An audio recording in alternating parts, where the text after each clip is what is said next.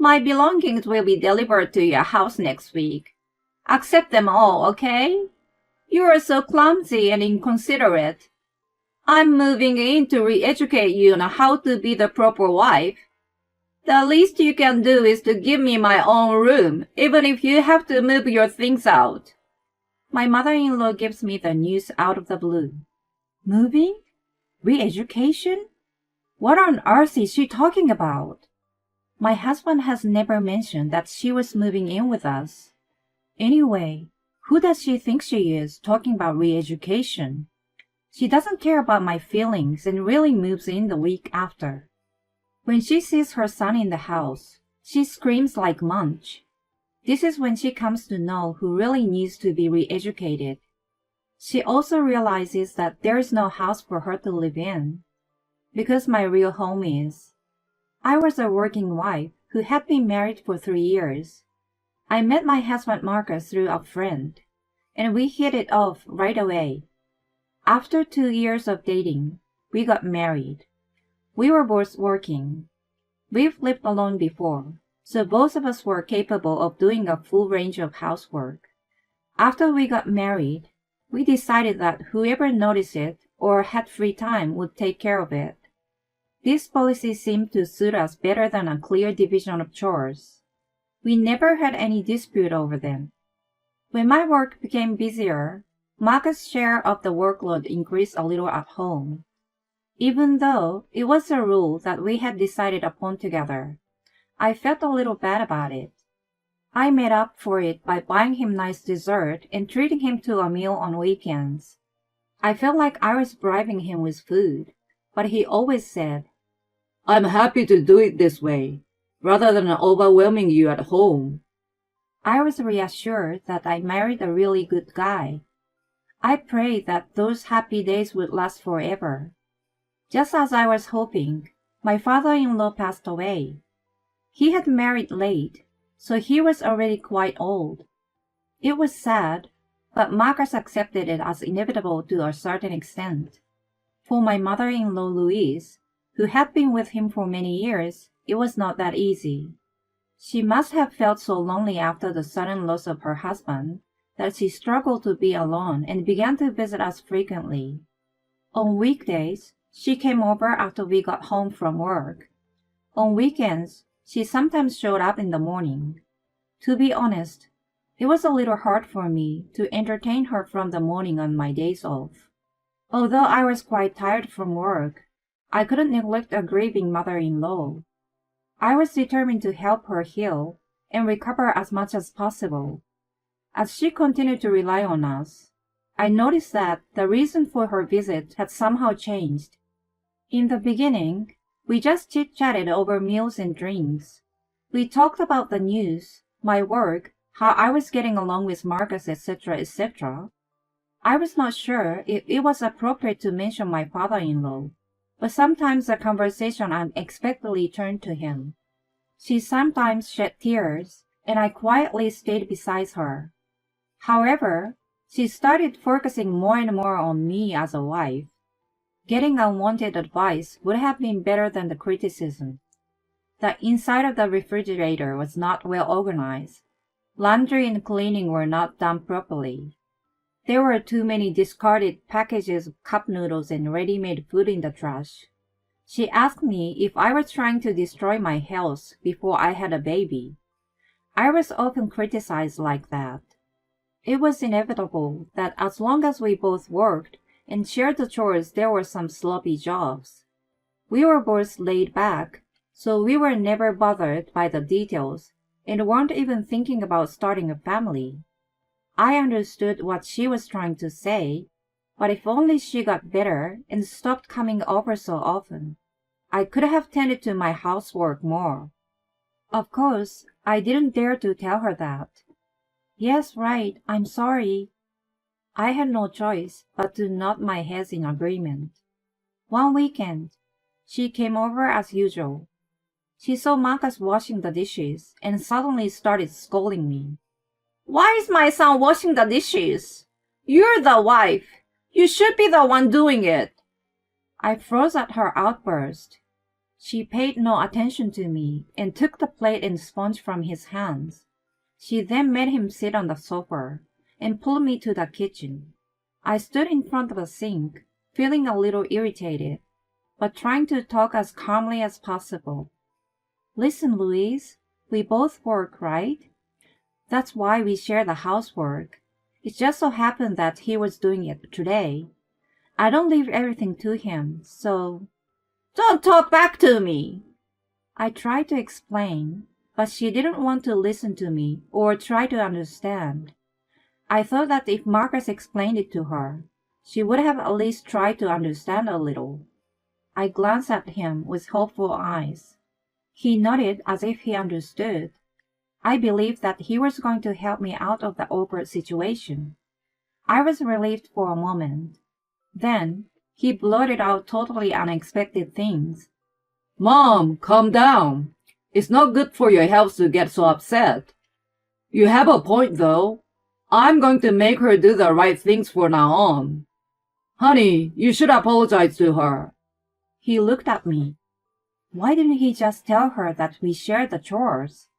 I thought about saying so, but I felt there was no point in arguing with Louise any further. I will be careful in the future. I apologized and put the matter to rest. I asked Marcus what he was up to after she left. No matter how much I told her about our rule, she wouldn't have listened to me as long as she saw me as a bad wife. If he had told her, she would have listened to him. That would have been all it took to settle the matter. Why did he have to make it worse? He sensed how angry I was and started excusing himself. I was just trying to smooth things over. I'm sure if I explained about the shared responsibilities, my old-fashioned mom wouldn't have understood. You know I didn't really agree with her, right? She'll eventually understand. He tried to justify himself, but we knew each other for a long time. I knew that he was bullshitting. In fact, I thought he was hoping that he wouldn't have to do the housework. He had been kind of a trickster ever since we started dating. As I mentioned before, I was easygoing, and he had never caused any serious trouble, so he got away as mischievous. I saw no remorse in him, but more than anything, I was exhausted.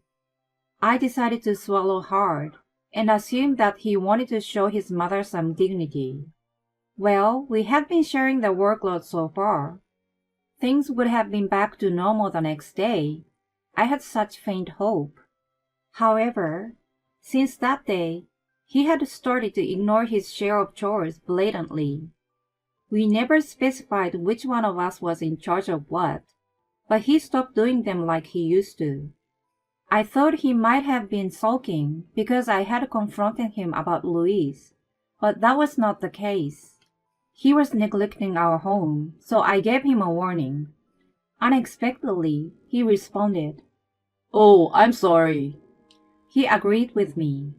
I thought it was normal to be lazy sometimes. Just when I was telling myself that, Louise showed up unannounced the next day. She had always contacted me beforehand, so it alarmed me. I wondered if there was something wrong with her. I was concerned, but what she told me was completely different. I hear that you still haven't learned your lesson and haven't done any housework. Don't you even want to feed your husband something good?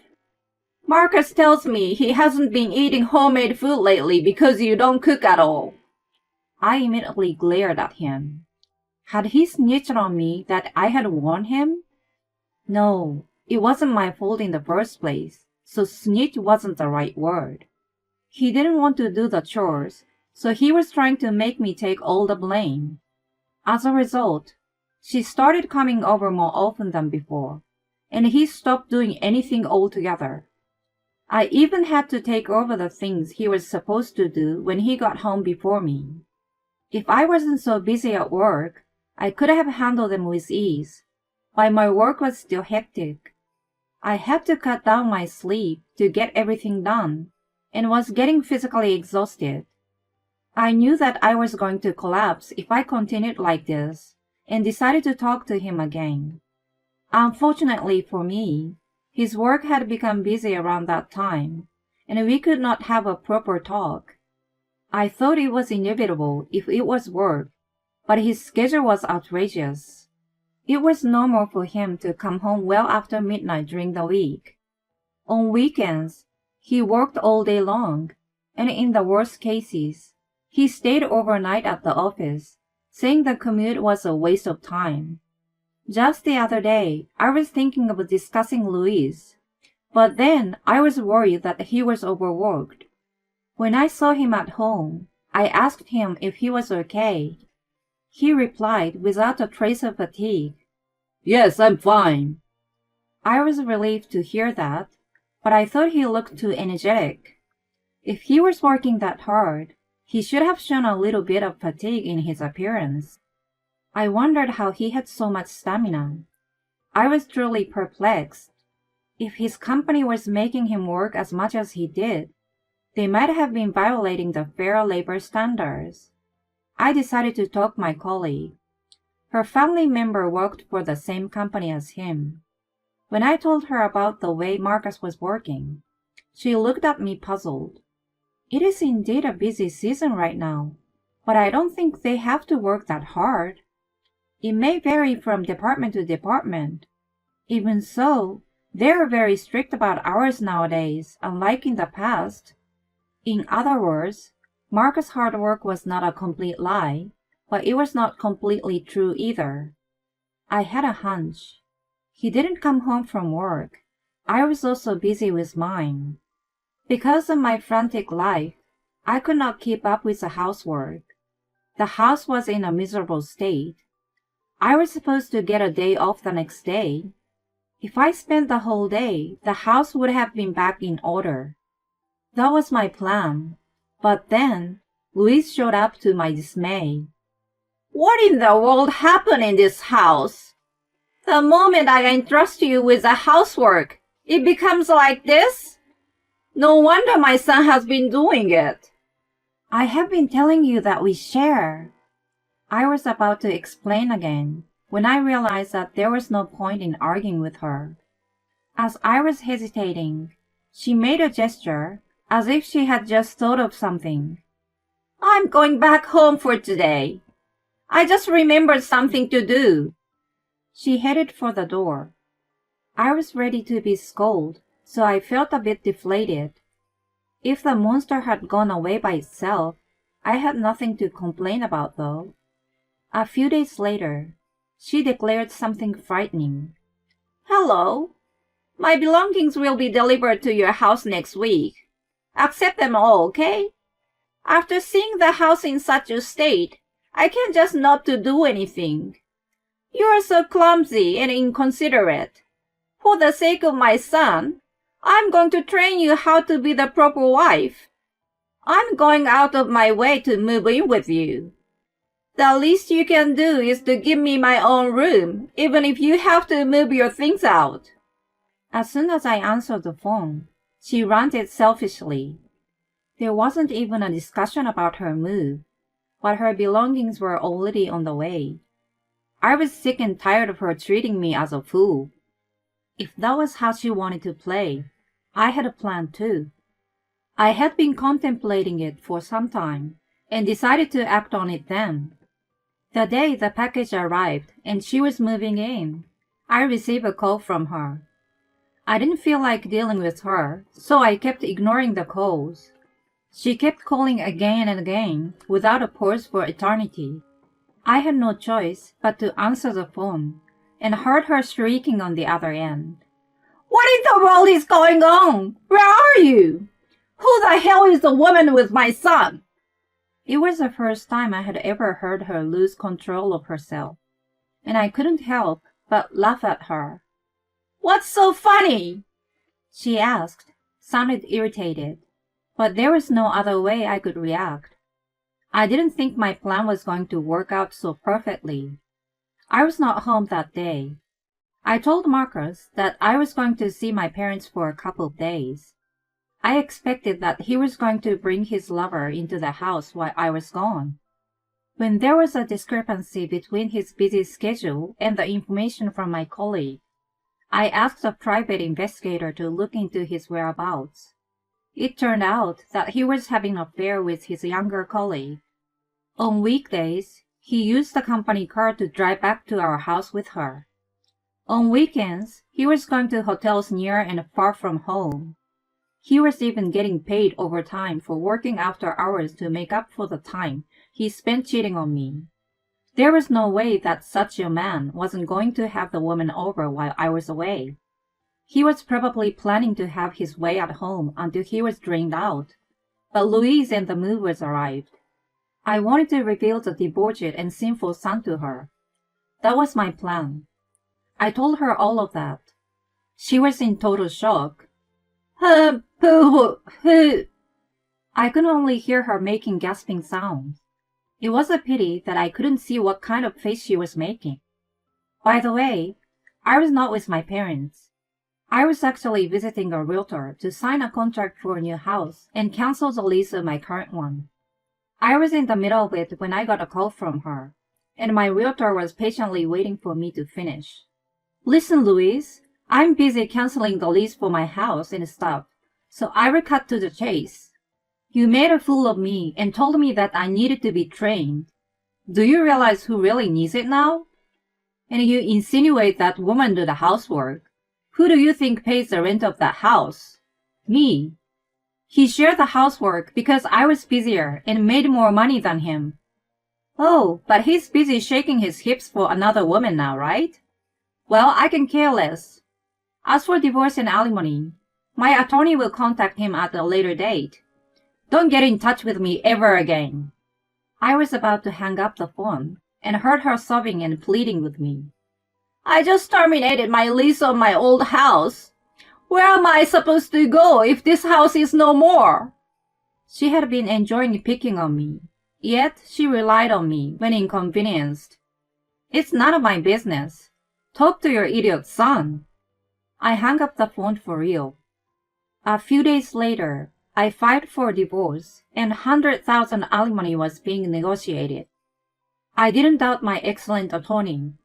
Marcus, of course, was dismissed from his job along with his lover because of the incident. I heard through my attorney that he was dumped by her, who told him that she should not have gotten involved.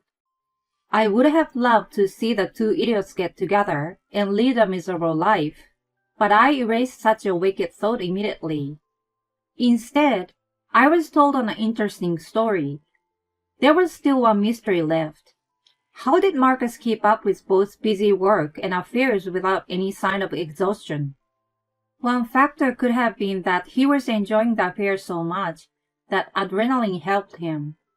The biggest factor was simply that he was using a lot of over-the-counter energy boosters. As a result, he developed some internal organ problems as a side effect of the drugs, and he could no longer work as much as he used to. Excessive consumption of substances is always a bad idea. The lease of the previous house is terminated as declared. Marcus and Louise don't have the means to keep living there. I don't know where or how they are currently living, or even if they are still alive.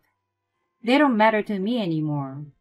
I am more excited about my new life of freedom.